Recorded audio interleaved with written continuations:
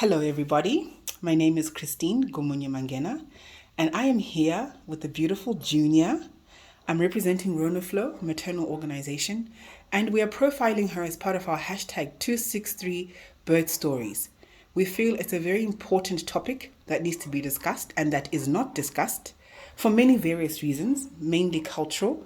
But we feel that by profiling these stories, we're able to get an insight into real stories on how they affect women, what they go through, and how we can help each other. How are you, Junior?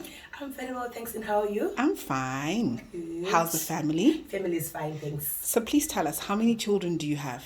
Okay, so I've got 4 children. Okay. 2 boys and 2 girls. Perfect combination. Yes. I like that. So would you like to please share your particular journey and story with us? Oh, okay.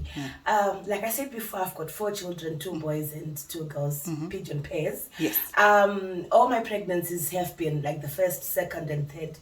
They've been fairly easy pregnancies. I would even drive myself to the hospital when I'm in labor. Oh, superwoman. Yes. I never had issues when I was pregnant. But after my 3rd baby, I thought I was done with babies. I'm like, you know what? Thank God, I've got 2 girls and 1 boy. So I'm done. I went to talk to my gynae about it. He said, can I please get tubal ligation? And the doctor said, you're still very young, let's keep it for some time, you might change your mind. I'm like, you know what, I'm ready. And by that time he said, no, you can't have it because you need application from the ministry and whatnot, all the jargon. I'm like, okay, fine, let's leave it. So anyway, I left it. So I got my injectables and it was fine. So somewhere along the line, I started feeling, I think after about 4 years, I started just feeling sick. One morning I woke up, I was just sick. I'm like, oh, what's wrong with me?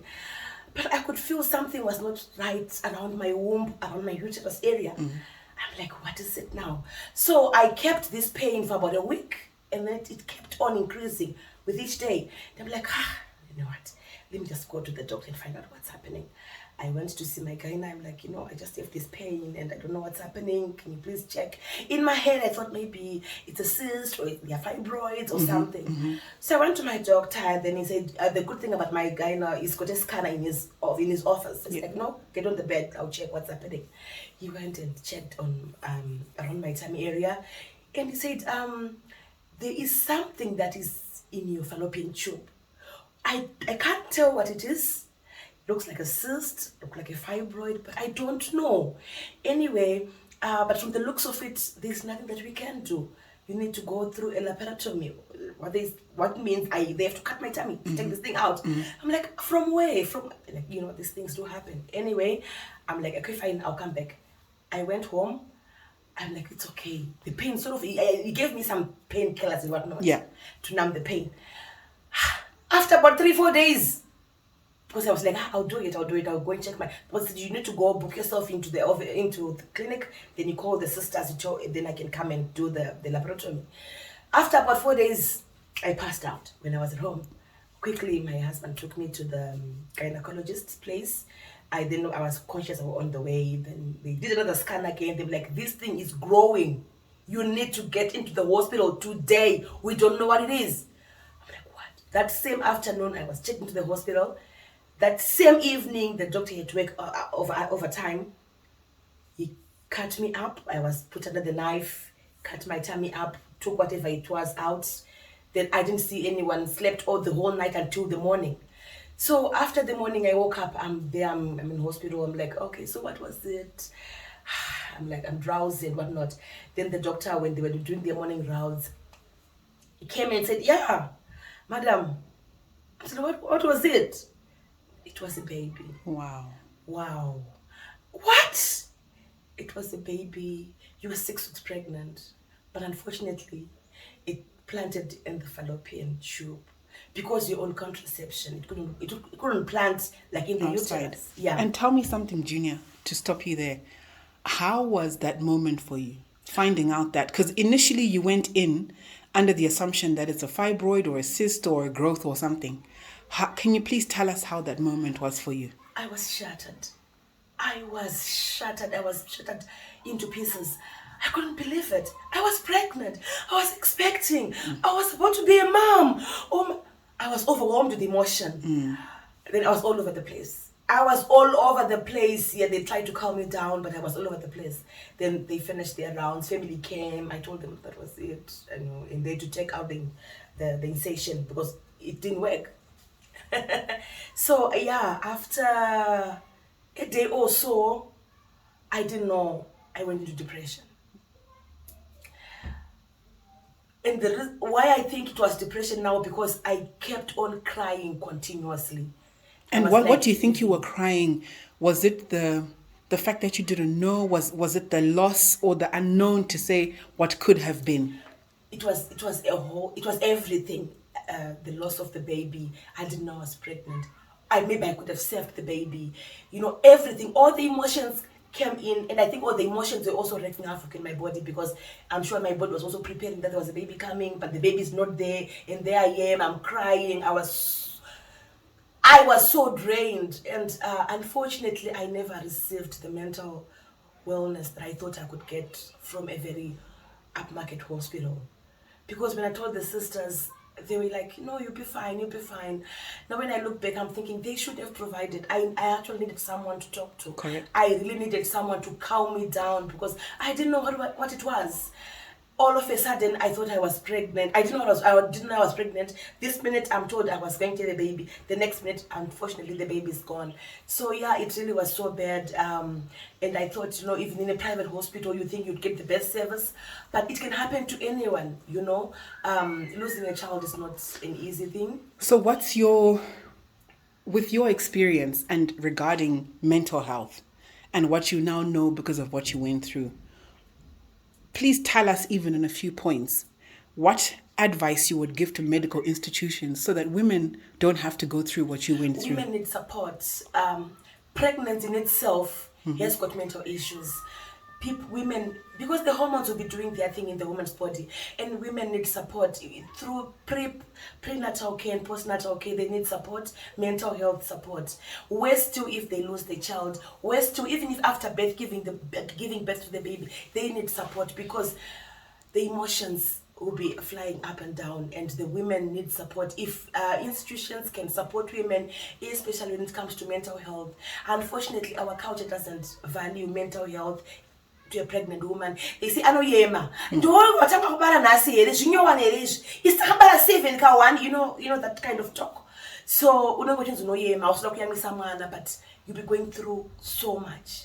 Even after that journey, after having gone through that, it took me so much time to put myself together again. And for me, it was even worse, because after losing this child, I was given 6 weeks to recover, and then go back to work, before I go to work, I had to go back to see the gynae again to check if everything was fine. I tell you what, after 6 weeks, I go back to see the doctor. He does this, then he did another scan again. I was pregnant again. So now you had. So now you wow. I was I remember what he said. He said, "Wow, this time it's in the right place." I'm like, what do you mean? I'm pregnant. I got one tube. Because after the pilotomy, I had to take out the whole tube. Wow. The day I passed out, it was a rupture. That's what he said.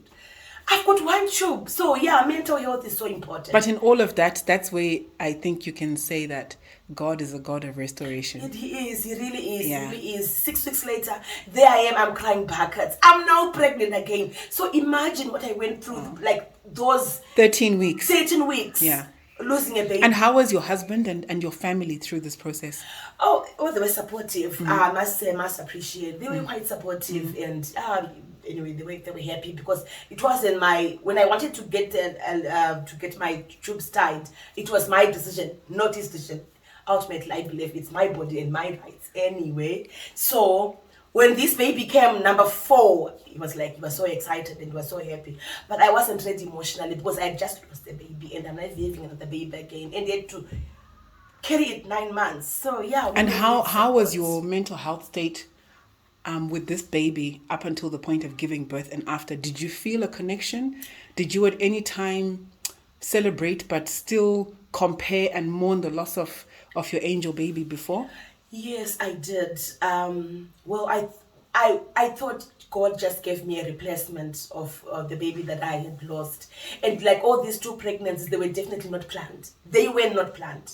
Because in my head, I'm like, I'm done with pregnancies, I'm done with babies. So yeah, after 6 weeks, I'm being told I'm pregnant again. It was like a consolation. I'm like, oh, thank you, God. I have another baby, but although it wasn't planned. But women do need support.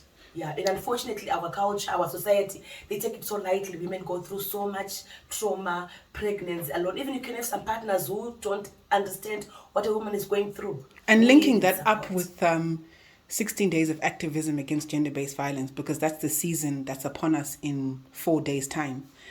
I really appreciate what you said in the element when you spoke about support coming from the institution, because I think a lot of times people feel that gender-based violence issues or issues of mental health are only within your nucleus family. It extends to society. It does. extends It does to institutions. community. Yes. Because I think for them denying me the service of getting mental health therapist, I think it was not good on their part. They should offer support. Up until now, maybe most of these private hospitals, they don't have therapists dedicated for women to take them through their journey when they are pregnant, because women do need support. And yeah, during now we are celebrating, we're commemorating 16 days of activism against gender-based violence. We need to make sure that people understand at times the gender-based violence can be in the wider community that we live in. Thank you so much. And what parting words do you have for us? Let's support our women. Pregnancy in itself, it needs support, mental health, and our culture. Unfortunately, we have harmful cultural practices that propel gender-based violence to women and not offering them support. We need to support our women. And I think quite often the key word is unknowingly. So when we have these conversations, we ignite people's minds and hopefully we'll be able to change their mindsets. That's right. Thank you so much, Junior. You're welcome.